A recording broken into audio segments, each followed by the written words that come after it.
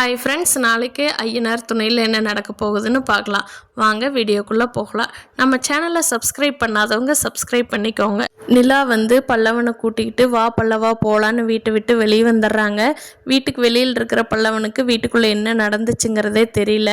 நிலாவோட வீட்டுக்காரங்கெல்லாம் எவ்வளவோ சொல்லி பார்க்குறாங்க. ஆனால் நிலா வீதியில் நான் யாரோ நீங்கள் யாரோன்னு சொல்லிட்டீங்கல்ல, சும்மா நடிக்காதீங்க, வா பல்லவா போகலான்னு பல்லவனை கூட்டிக்கிட்டு நிலா கிளம்பிடுறாங்க. நிலாவும் பல்லவனும் பஸ்ஸில் சென்னைக்கு வர்றாங்க.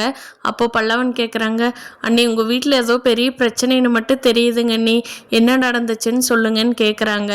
அதுக்கு நிலா இருந்துக்கிட்டு, பல்லவா ஆமாம் பல்லவா, நான் சர்டிஃபிகேட் கேட்க போயிருந்தேன்ல, அப்போது என்னோடய அப்பா ரொம்ப கோவத்தில் என்னோடய சர்டிஃபிகேட்லாம் எரிச்சிட்டாரு, அதனால தான் நான் அழுதுகிட்டே வந்தேன் பல்லவா, நீ ஒன்றும் ஃபீல் பண்ணிக்காத, பார்த்துக்கலாம் விடு. ஆமாம் பல்லவா, நீ ரொம்ப நேரமாக வீட்டுக்கு வெளியிலேயே நின்னையே, வர்றப்பவே பசிக்குதுன்னு சொன்னியில்ல, சாப்பிட்றியா, பஸ்ஸு அடுத்த ஸ்டாப்பில் இறங்கி சாப்பிட்டுக்கலாமாங்கிறாங்க.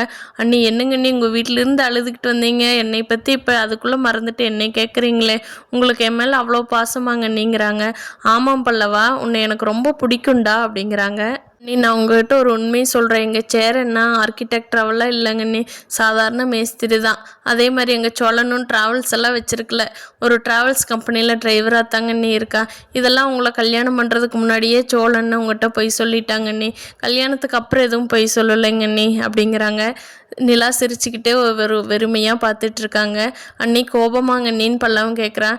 இல்லைடா பல்லவா, பார்த்துக்கலாம், நான் எவ்வளவோ பார்த்துட்டு வந்துட்டேன், எனக்கு இது ரொம்ப என்னோடய வழியை விட இது ரொம்ப பெரிய பொய்யா தெரியல பல்லவா. சரி வா, நம்ம பஸ் நிற்கிது, டீ குடிச்சிட்டு போகலான்னு 2 பேர் இறங்கி டீ குடிக்க போகிறாங்க.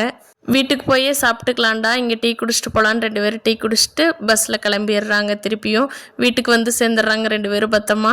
அங்கே சோழனுக்கு ரொம்ப தாங்கவே முடியல, 2 பேரும் வந்துட்டாங்களான்னு பார்த்துட்டே இருக்காரு. பல்லவன்கிட்ட ஃபோன் பண்ணி கேட்குறாரு சோழன். பல்லவன் நடந்த விஷயத்தையெல்லாம் கரெக்டாக சொல்கிறாங்க. அப்போ சோழன், அப்பாடா நிலா ஒரு வழியாக வீட்டுக்கு வந்துட்டேன், இனி நம்ம வீட்டை விட்டு எங்கேயும் போக மாட்டாங்க அப்படின்னு நினச்சிட்டு வர்றப்ப அவங்களுக்கு ஒரு கிஃப்ட் வாங்கிட்டு வர்றாங்க. கிஃப்ட் வாங்கிட்டு பையை வீட்டில் வச்சுட்டு எல்லோரும் உள்ளே போயிடுறாங்க. நைட் ஆன உடனே நிலா கிட்ட, நிலா நான் உனக்கு ஒரு கிஃப்ட் வாங்கிட்டு வந்திருக்கேன்னு சோளம் காட்டுறாரு. சரி கொடுங்க பார்க்குறேங்கிறாங்க. அந்த பையை தேடி பார்க்குறாங்க, எங்கேயுமே காணோம். அந்த பையை எடுத்து அவங்க அப்பா அதில் இருக்கிற ட்ரெஸ்ஸை பையன் நமக்கு தான் வாங்கிட்டு வந்திருக்கான்னு நினச்சி போட்டுக்கிட்டு வந்துடுறாரு. அதை பார்த்து குடும்பமே விழுந்து விழுந்து சிரிக்கிறாங்க. நிலா அந்த காயத்தையெல்லாம் பெரிய ஆர்கிடெக்டர் ஆகி அவங்க ஃபேமிலி முன்னாடி வாழ்ந்து காட்டுவாங்களா, சோழனோட சேர்ந்து வாழ்வாங்களா என்னங்கிறத வரும் நாட்களில் பொறுத்திருந்து பார்ப்போம். Thank you friends.